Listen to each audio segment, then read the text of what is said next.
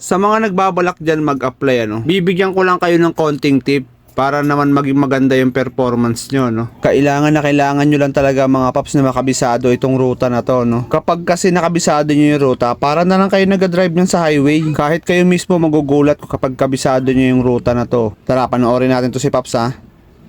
Okay, dito sa kabila naman. Pagliko niya dito, namali siya ng tansya, So, dito naman sa kabila, eto na. Okay. Okay, dito naman tayo sa number 1. Number 1. Okay, very good. Naikutan niya yung number 1. Siyempre, number 2, Uy, dumaritso sa number 4. Sa number 4 siya umikot. Tapos, hindi niya naikutan yung number 2, Bumalik ulit siya ng number 1. Okay, number 1. Number 1. Number 2.